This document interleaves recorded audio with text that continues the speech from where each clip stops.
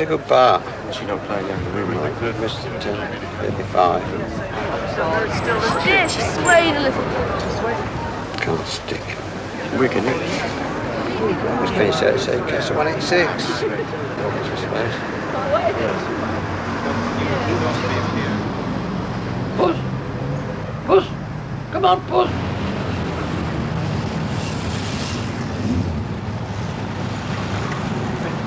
Good boy, Puss. You're not coming in, you know. Come on, get it eaten. Get it eaten. It's good for you. Well. Come on. Come on. I did exactly what we rehearsed. Well. Oh, did you? Exactly. Really? Leave me alone. Leave me alone. Well, you're stuck with me, aren't you? You're stuck with me. Don't worry about it. Start it, Grimble. You couldn't have to wear the paper bag. You never could.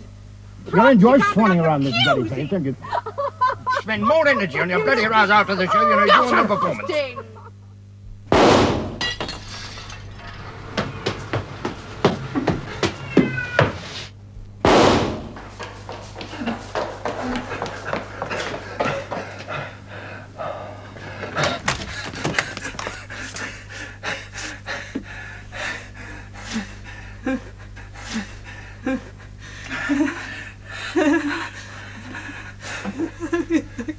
What could I do with him? Help me.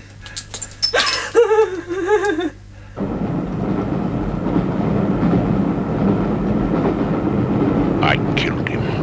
What could I do with him? Help me. Or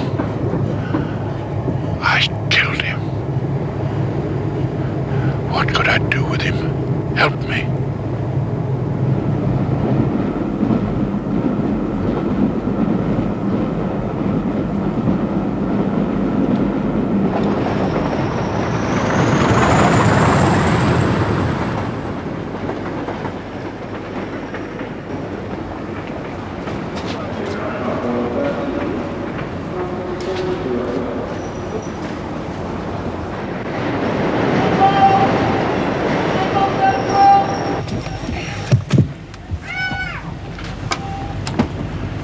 Killed him.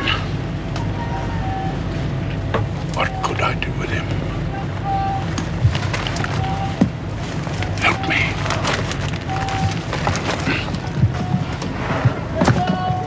Rimble Central!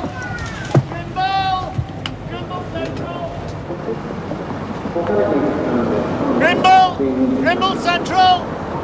Rimble Central!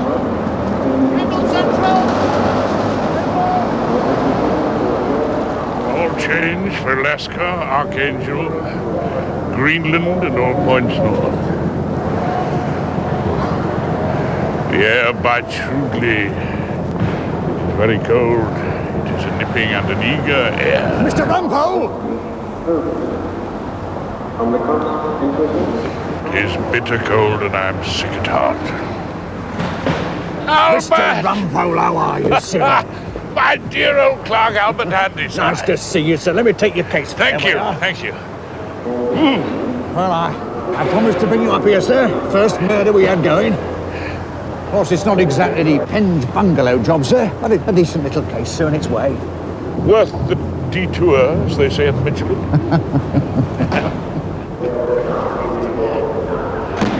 It's a lady client, sir. Oh? One of the show folk, as they terms them. One of the show folk? Yes, I'd definitely say worth the detour.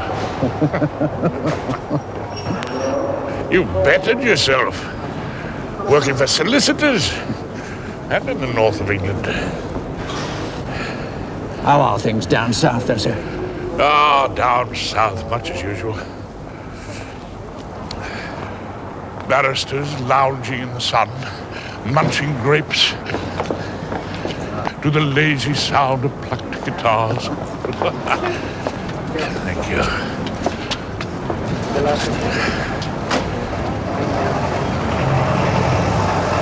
Hotel or the prison first, sir? Oh, let's go to the prison, Albert. I'll feel more at home. But first of all, I'm taking you home, sir, for a decent tea. Oh, splendid. Daisy Avenue.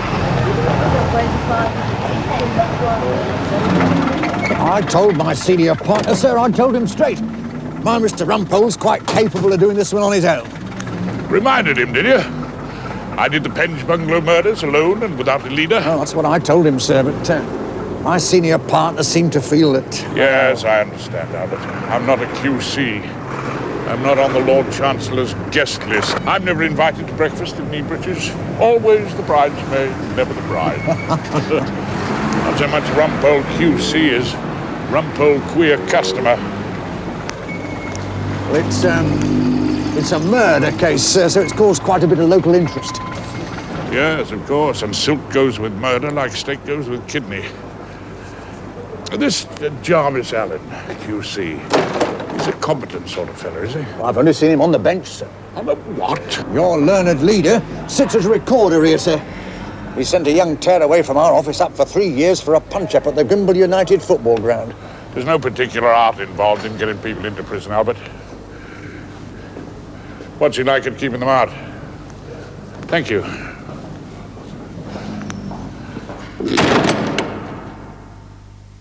You tell us you remember nothing. Oh, it's the shock, Mr. Allen. It's wiped out all recollection. Mrs. Frere... She's known as Maggie Hartley, sir, in the profession. Well, I think she'd better be known as Mrs. Frere in court. Now, Mrs. Frere, Tommy Pierce is prosecuting. I know him well, of course. If we went to see the judge, Skelton's a perfectly reasonable fellow. I think there's a sporting chance, I make no promises, mind, but I think there's a sporting chance that they might let us plead to manslaughter. A remarkable talent for getting people locked up. Of course, we should have to accept manslaughter. I'm sure Mr. Rumpole agrees with me. You do agree, don't you, Rumpole? Much more agreeable doing 10 years for manslaughter than 10 for murder. Is that the choice you're offering? I don't know if you've read the evidence, but our client was found with a gun in her hand. Yes. Stupid place to have it, if she was planning a murder. All the same, it leaves us without a defense. Really? Do you think so? I was looking at that statement of Alan Copeland, the... known as a juvenile, I believe, Mr. Rumpole. Juvenile, yes. I've worked with G.P. Frere for 3 seasons. G.P. drank a good deal, always interested in some girl in the cast, a new one every year. Jealousy might be a powerful motive for our client. That's a two-edged sword, Rumpole. Two-edged, yes. Most swords are. He quarrelled violently with his wife, Maggie Hartley. On one occasion, after the dress rehearsal of the Master Builder, he threw a glass of milk stout in her face in front of the entire company. Yes, she's had a good deal of provocation. We can put that to the judge, but that only reduces it to manslaughter. What you want in a murder is an unlikable corpse. Then, if you've got a likable defendant, you're off to the races. Why, who knows, we might even reduce the crime to innocence. Rumpole, as I've had to tell Mrs. Frere very frankly, there is a clear admission of guilt, which is not disputed. Yes, what she said to the stage doorman, Mr. Croft. Croft, yes. Yes. I killed him. What could I do with him? Help me. You've read that at least. Yes, I've read it. That's the trouble. What do you mean? Well, the trouble is I read it. I didn't hear it. None of us did. I dare say Mr. Croft didn't have it spelled out to him with all the punctuation. Really, Rumpole. I suppose they make jokes about murder cases in London. But what if she said, what if our client said, I killed him? What could I do with him? Help me. That's the reading. What? The reading of the line. Tell them that. Tell them how I said it. Ah, my dear lady, I'm afraid I am hardly in a position to tell them anything. Who am I, after all, but the aging juvenile? The reading of the line, as you call it, will have to come from your leading man. In this case, your leading counsel, Mr. Jarvis Allen, QC.